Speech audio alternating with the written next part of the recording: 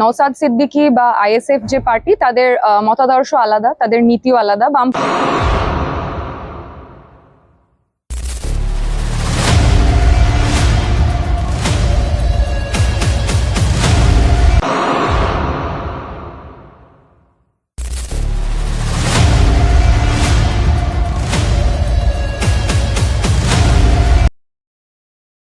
বামপন্থী রাজনীতি এবং নওসাদ সিদ্দিকীর রাজনীতির মধ্যে ভবিষ্যতে কোনো বৃহত্তর রাজনৈতিক সমন্বয় সম্ভাবনা দেখছেন?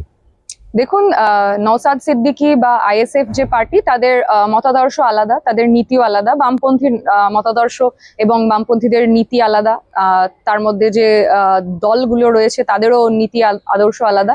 ফলে সেখান থেকে দাঁড়িয়ে কিছু ক্ষেত্রে, ভোটের ক্ষেত্রে যদিও সেটা আমরা দেখতে পেয়েছি যে বিজেপি বিরোধী গণতান্ত্রিক ধর্মনিরপেক্ষ শক্তিগুলোকে এক করতে হবে, সেটার জন্য আমরা বিজেপির বিরুদ্ধে লড়াই করেছি। তো আগামী দিনে বিজেপির সাথে মোকাবেলার জন্য যদি হচ্ছে যে তাদেরকে সঙ্গে নিয়ে লড়াই করতে হয়, সেটা তো অতীতেও হয়েছে, তো আগামী দিনেও সেটা সম্ভাবনা অবশ্যই রয়েছে।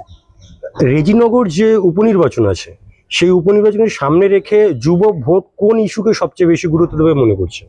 দেখুন, রেজিনগরের যে ইস্যুগুলো রয়েছে সেই ইস্যুগুলোকে কেন্দ্র করে যুব ভোট, যারা যুব রয়েছে তারা বর্তমান দিনের যুব, তারা দেখতে পাচ্ছে যে কিভাবে শিক্ষা দুর্নীতি থেকে শুরু করে চাকরি দুর্নীতি থেকে শুরু করে যে শ্রমিক, তারা যে সমস্ত ছেলে মেয়েরা কাজ করছে, তারা যে দিন আনে দিন খায়, সেই রোজগারের তাদের যে রোজটা, ডেলি ওয়েজটা, সেটাও হচ্ছে যে সঠিক পরিমাণে এই পশ্চিমবঙ্গে দেওয়া হয় না।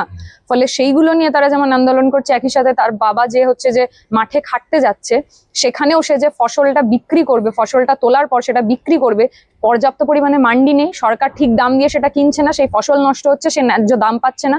যে ঋণ নিয়ে যে চাষি হচ্ছে চাষ করেছে, সে ঋণ মুকুব হচ্ছে না, সে ঋণ শোধ করতে পারছে না, আত্মহত্যা করতে বাধ্য হচ্ছে। ফলে এই ধরনের ঘটনাগুলো একটা গুরুত্বপূর্ণ ভূমিকা রাখবে বলে আমি মনে করছি, এবং সেই কোনো ঘটনাই আমি মনে করি না যে ছোট বলে। ফলে প্রত্যেকটা ঘটনায় যেখানে যেখানে মানুষের ক্ষোভ আছে, সেই সবকটা ইস্যুই মানুষের ইস্যু, এবং সেইগুলো নিয়েই লড়াই হবে। বর্তমানে গ্রাম বাংলার শিক্ষা, স্বাস্থ্য এবং রাস্তা এবং কর্মসংস্থান সব ক্ষেত্রেই সাধারণ মানুষ নানা অভিযোগ রয়েছে।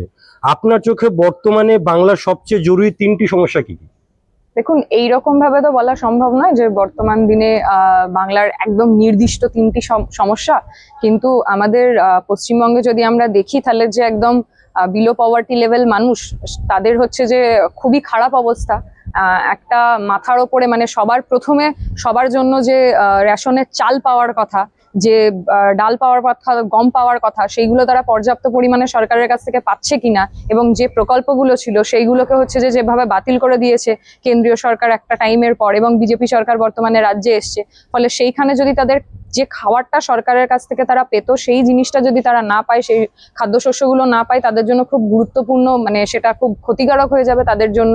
একই সাথে তাদের ওপর মাথার ওপর যাতে একটা পাকা ছাদ থাকে, সেই পাকা ছাদের জন্য বহু ক্ষেত্রে আমরা দেখেছি যে বিভিন্ন জায়গায় এখন বর্ষার সময় বিভিন্ন জায়গায় বন্যা হচ্ছে, সেখানে প্রচুর মানুষের সমস্যা হচ্ছে, নিচু জায়গায় বাস করেন তারা, বাঁধ ভেঙে যাচ্ছেন। ফলে সেখানে হচ্ছে যে তাদের মাথার পাকা ছাদটা যাতে হচ্ছে যে সরকার করে, এবং একই সাথে যারা কৃষক এবং শ্রমিক রয়েছে তাদের হচ্ছে যে যাতে ন্যায্য মূল্য, ডেলি ওয়েজ যেটা, সেটা যাতে তারা পায়। তার সাথে সাথে পাশাপাশি শিক্ষা এবং চাকরির যে ইস্যু, সেইগুলোও রয়েছে, কারণ আমাদের যুব সমাজ কাজ চায়, এবং আমাদের আগামী ভবিষ্যৎ প্রজন্মকে তৈরি করার জন্য শিক্ষা খুব গুরুত্বপূর্ণ।